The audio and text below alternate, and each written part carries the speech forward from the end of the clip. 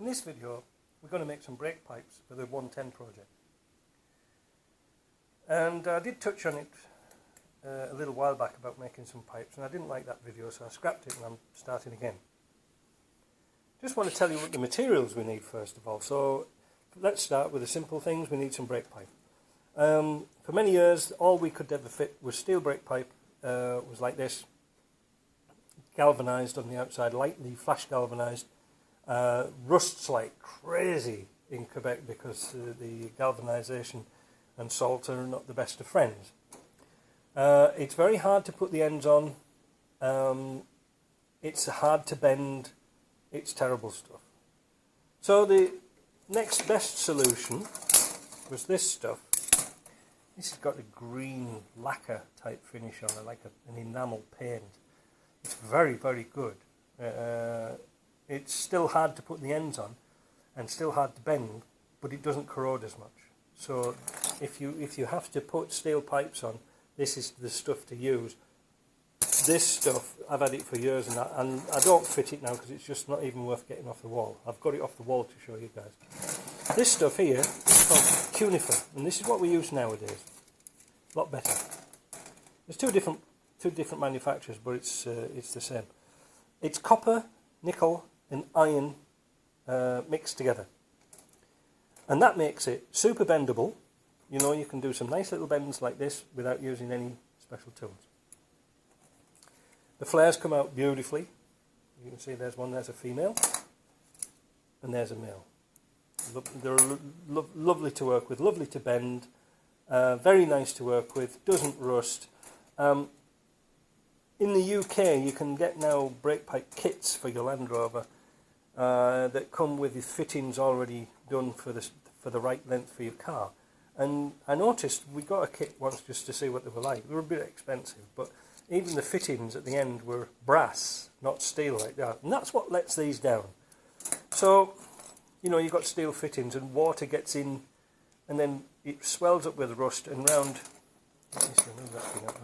round inside here, these tend to rust up, and then because the copper's soft, when you try to undo this screw, it'll all start to twist, and so the pipe's scrap.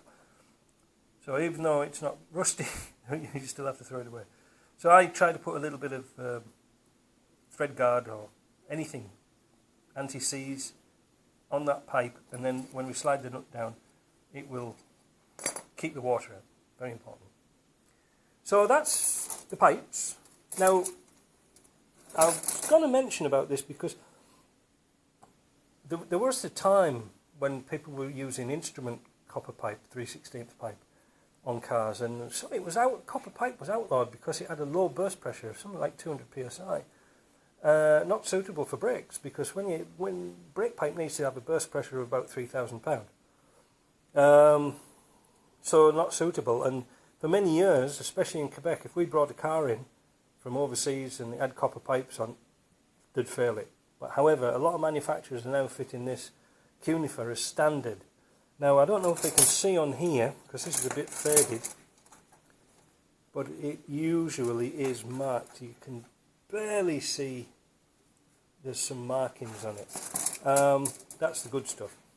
All right, so we've worked out that pipe. That's the pipe. Fittings. These are metric fittings, and these are inch fittings. Do the same job. The threads look almost the same, but they don't. You don't mix them together. You can do. Sometimes I've done it before where I've picked up a wheel cylinder. It's got, instead of being a metric thread, it's got an imperial inch thread. So I've had to make a pipe that's got two different ends on. Well, that's all right as long as it's safe and secure. It doesn't really matter.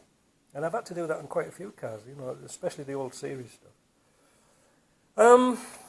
To join these pipes together, what a lot of people used to do was put that fitting into this fitting here, this female fitting, and just join the two together like this. Not recommended. You're supposed to use a proper jointer. This is a proper jointing. So it's okay to join pipes as long as you've got the proper things. So what else have I got in my toy box? Bleed screws, different types, principally because if you're doing some work on a master cylinder or something like that, you can screw a bleed screw in place of a little plastic bung, and it will keep out the dirt. Very handy things to have.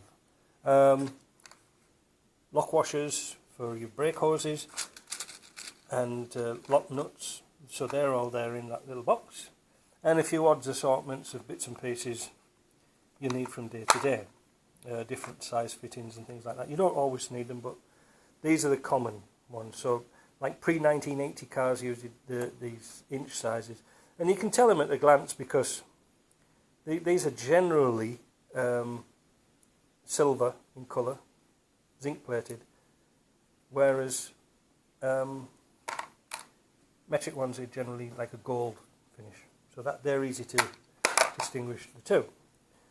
You need a pipe cutter, very highly recommended, rather than using a saw, because it will leave a nice finish.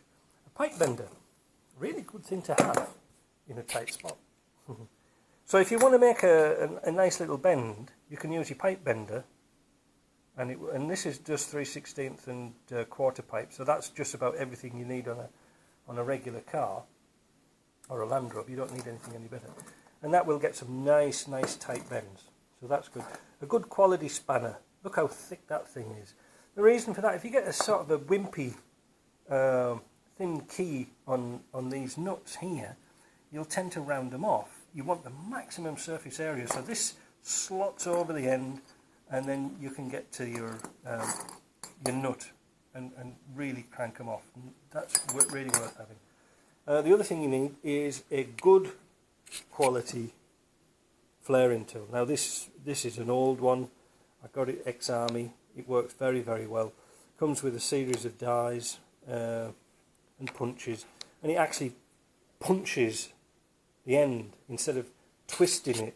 Like, this is my original one I used to use many years, and that's paid for itself over and over again. But this is so much easier. I'm going to show you how this one works. Worth its weight in gold. So sometimes you can borrow these if you're doing a job, because doing brake pipes is really cheap. It sounds a really difficult job to do, but it isn't. These things, no. I bought this to do a completely different job. I use that all the time for doing plastic pipes and putting fittings on and holding pipes in a vise. That's nice, but this is a disaster. I don't know what they were thinking of, but it should never be used for doing brake pipes, in my opinion. It makes a mess of them. I've never seen a really good brake pipe made yet with them, so that's out. Its principal use is for the heating and cooling industry, for making air conditioning pipes, etc., where they're pure copper, easy to work, easy to bend. But try using that with that steel pipe and you will have trouble, believe me. So there's a few basics. Ask any questions, but I'm going to show some videos now of how to make a brake pipe.